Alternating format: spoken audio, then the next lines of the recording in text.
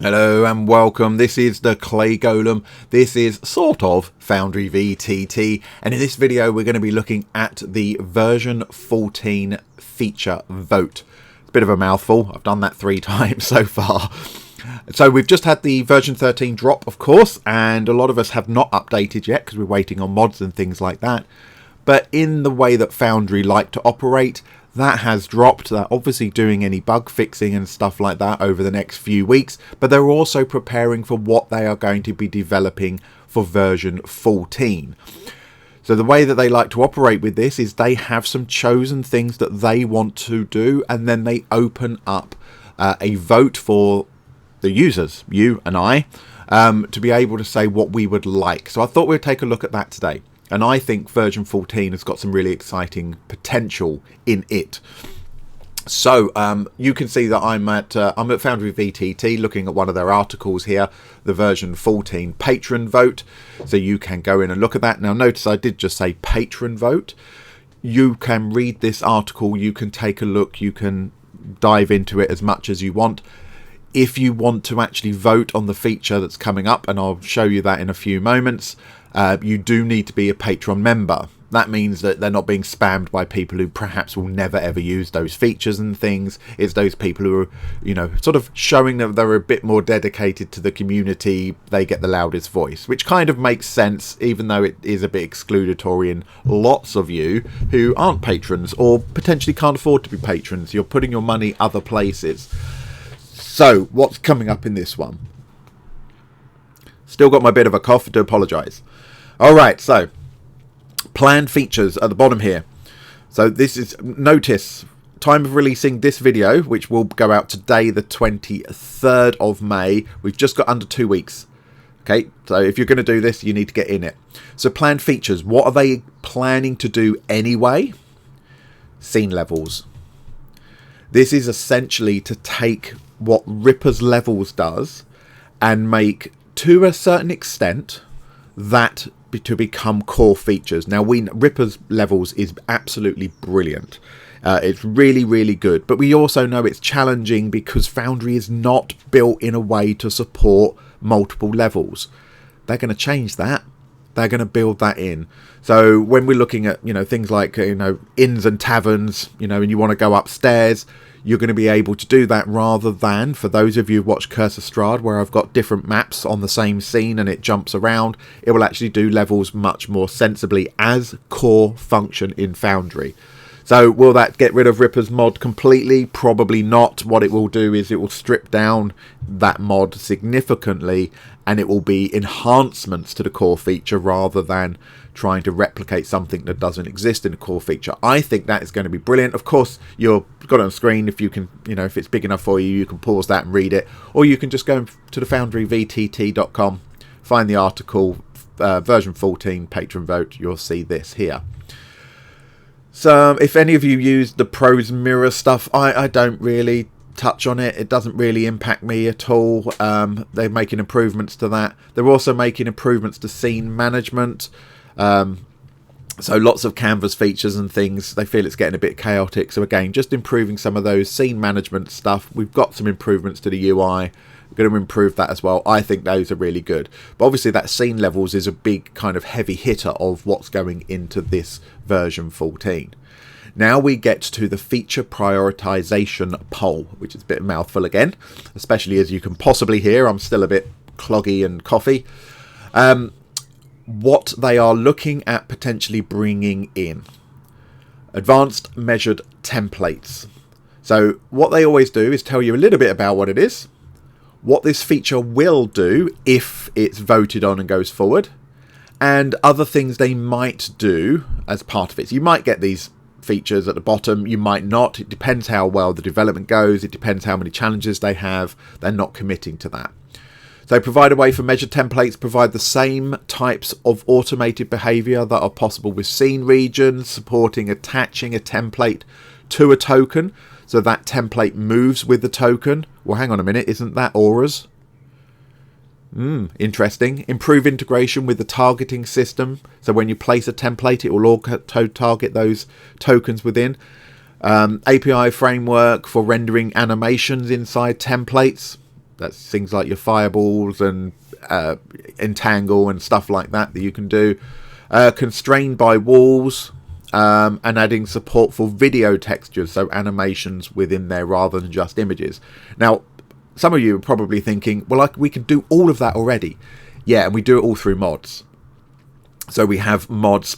MIDI QOL does a fair bit of these. We have mods that says, well, when you place the template, target everybody within the template.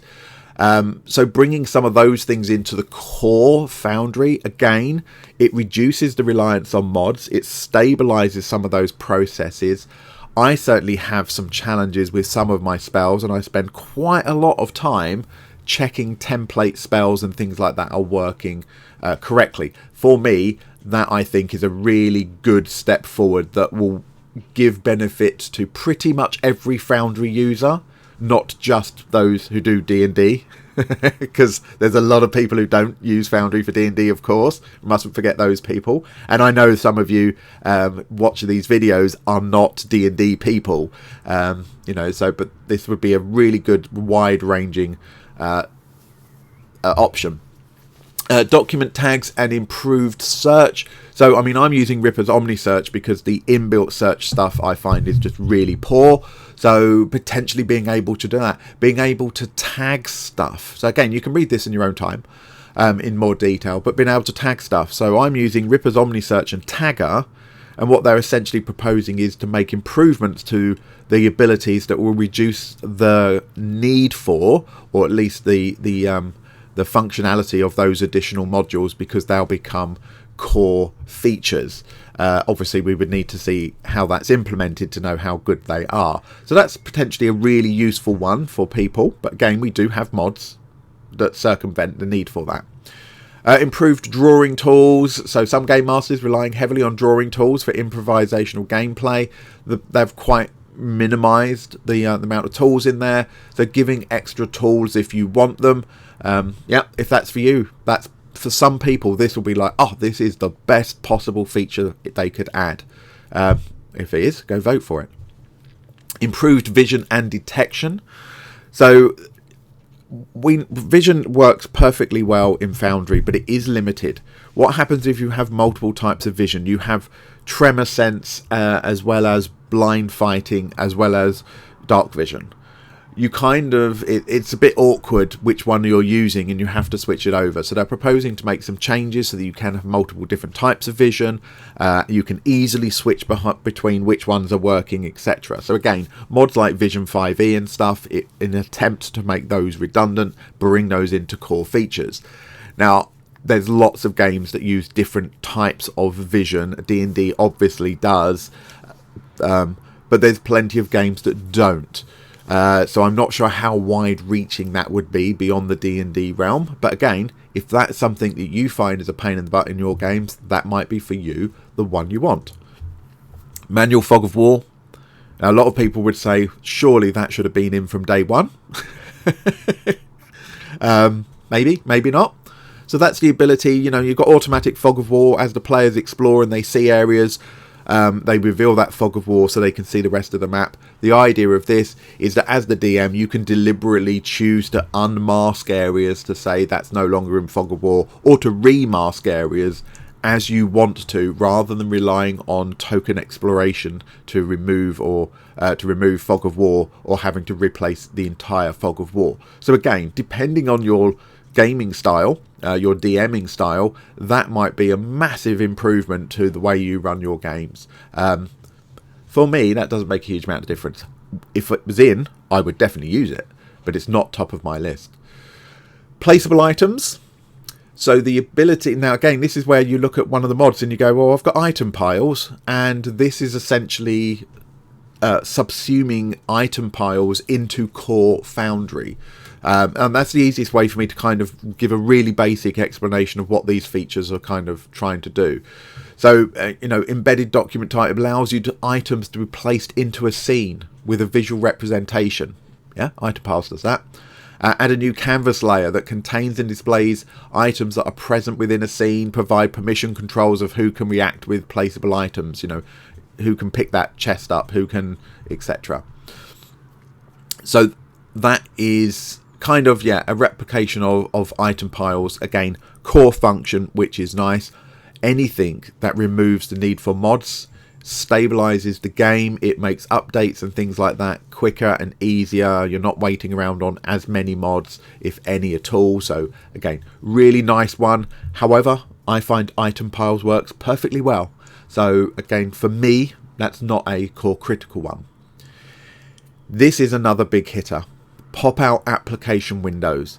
At the moment, if you are running Foundry, you cannot, for example, pop out the journal and move it to another screen.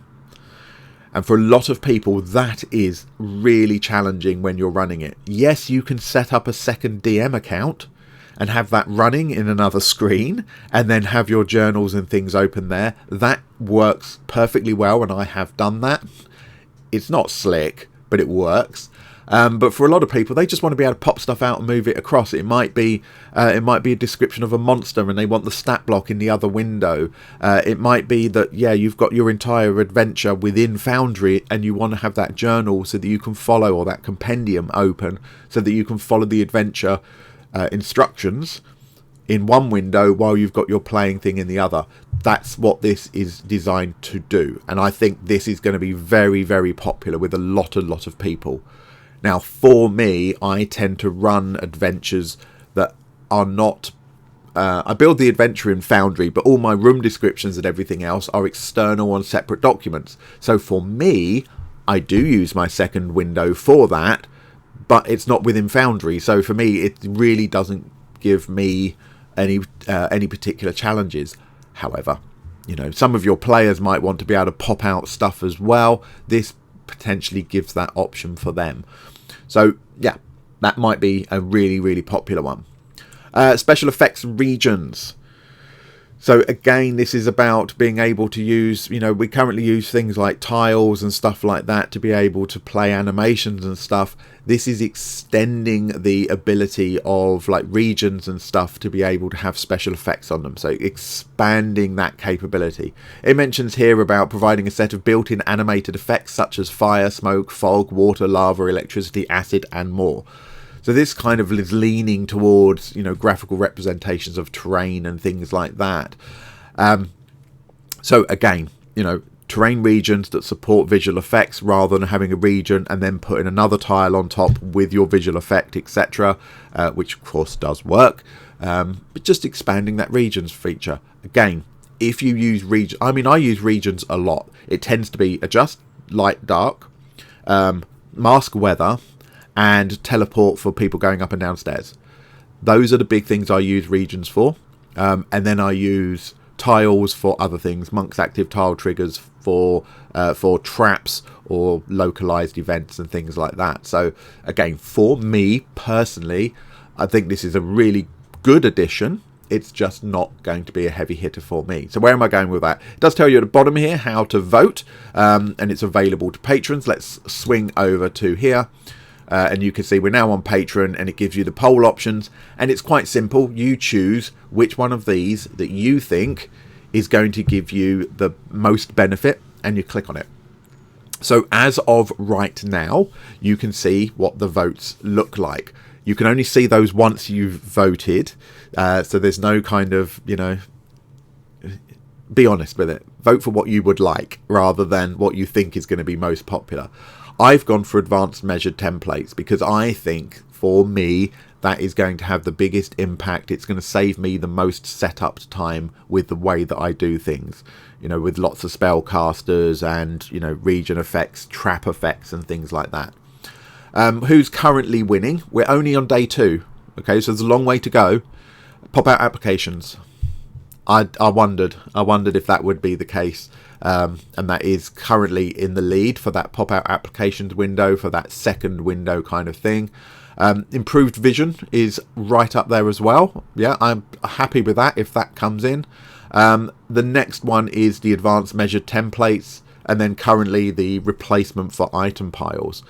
So, but again, really early days. Don't be put off by going, oh, but I really want the manual fog of war and it's really low. There's loads of time. Vote for what you would like. Yeah, nice little feature. Anyway, just wanted to go over that in this video to let you know that the vote was open. B, to let you know that you do get a say in what gets developed, and you can see that there is that few core things that they are doing, the levels stuff, and then the optional stuff, and that's what comes in. If we don't vote, we can't complain about what goes in there, can we? You know. But it's really nice. I think they're heading in a really good direction at the moment. The levels thing is definitely going to be a significant changer, as in for us running the games. It won't have a massive impact on a lot of the mods, unlike the you know, some of the changes we've had previously. It just won't.